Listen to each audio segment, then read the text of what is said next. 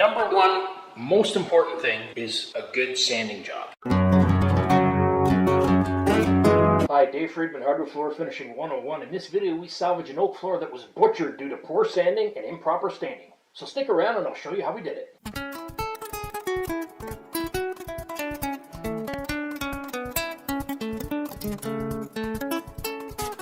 So we're told to salvage a job here. This another company that started it. What they did was they applied the stain and we did remove it. I've talked before about how stain is not paint. The purpose of applying stain is that you do apply it similar to the way you apply paint. You have to remove it after. Now if you don't, this is the end result. So you can see this was supposed to be a mahogany stain. It's a custom Gouty mahogany stain. Obviously there's issues here. Now apart from the fact that there's some butchering to the floor in terms of how we sanded it here, you can see the drum marks. And then over here, you can see the stain has not been applied correctly.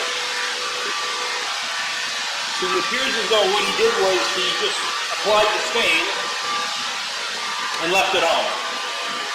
And over here you can see all the different shading here, from here. And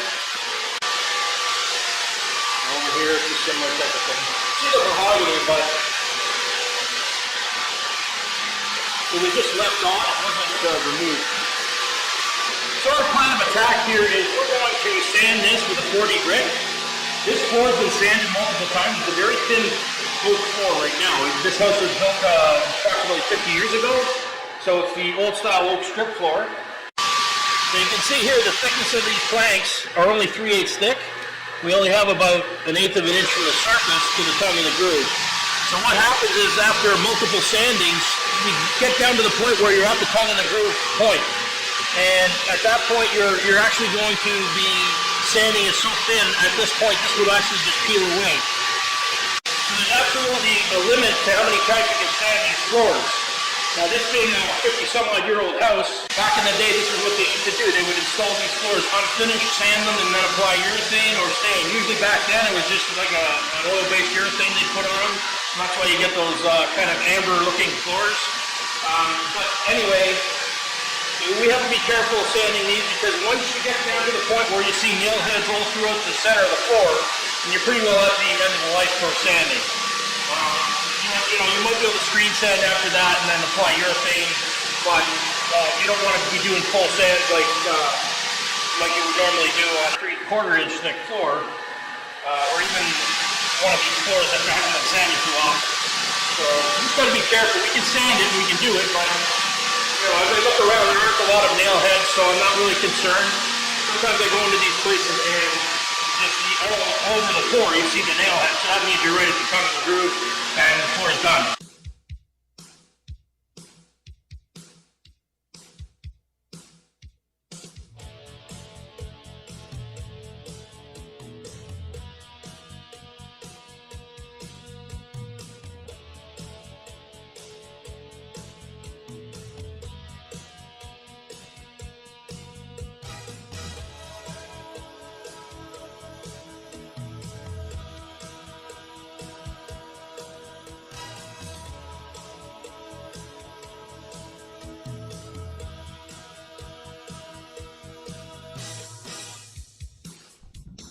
So this is a good example of what I talk about leaving edger lines and not removing them. So you can see these, this is from the previous individual who did this, and they just left all these edger lines intact. And that looks like about 36 grit. That's why it's integral to go over those edger marks with the palm sander and the hand scraper to remove them before you do any staining or finishing of your floor. If you want it to look professional. If you don't mind the edger lines, then go ahead and leave it in there. But this looks a lot better when you take it out.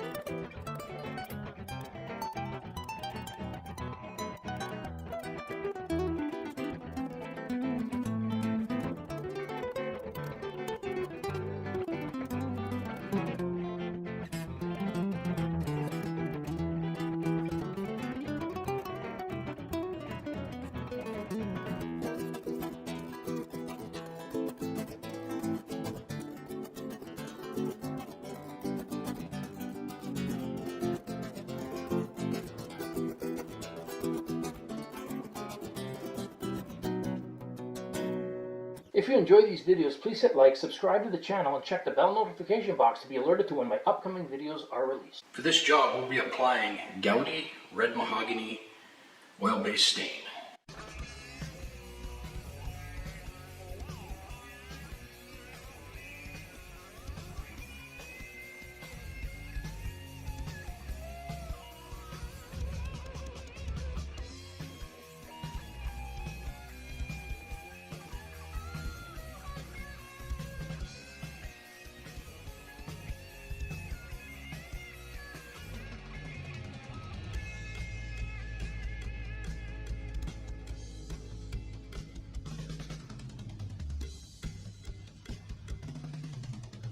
The traditional way that I stain is just to use the Varathane applicator, this one here, and then remove with the sponge mop after.